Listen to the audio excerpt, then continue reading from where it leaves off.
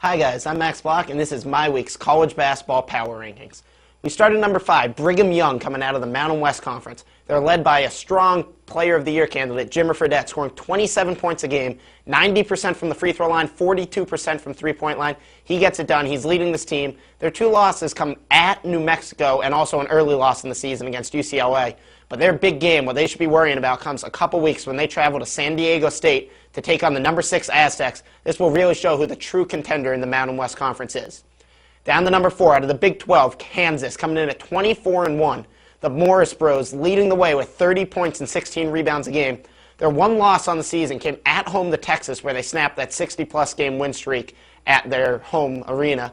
And that brings us down to number 3, Texas, at 22-3. Yeah, they have a couple losses, but you got to look at this team's wins. They beat Illinois, North Carolina. They beat Texas A&M twice. Kansas at Kansas and Missouri. They're 6-2 versus teams ranked in the top 16.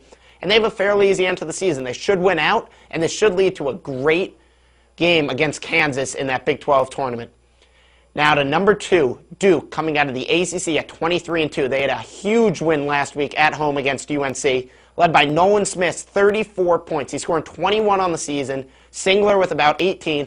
And the thing about this Duke team is they always seem to have a third player who steps up and can score double digits, even 20 points. Against UNC, it was Seth Curry coming in with 22 points, but we've also seen Andre Dawkins, either of the Plumlee brothers, even Ryan Kelly. Someone seems to step up, and with that three-headed monster of an attack, they are a tough team to beat. They have a non-conference game against Temple, the number 25 team in the country, at home, but they haven't lost at home. But what they have to worry about is March 5th when they travel to Chapel Hill to take on North Carolina. Big game, last game of the season. You know that the Tar Heels are going to want revenge. That brings us to number 1 out of the Big 10, Ohio State. I still have them at number 1, even after their one loss on the season to Wisconsin last week, just Saturday. It's not a bad loss. A lot of people didn't think they could win.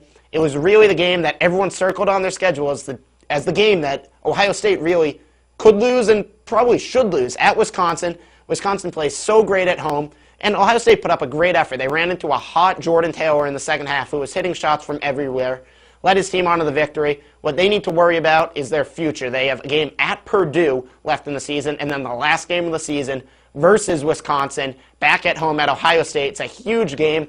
Buckeyes are going to want revenge, and it's just going to be a great one. If they win this game, they should go right through the Big Ten tournament, and they should land themselves a number 1 seed in the tournament, in my opinion.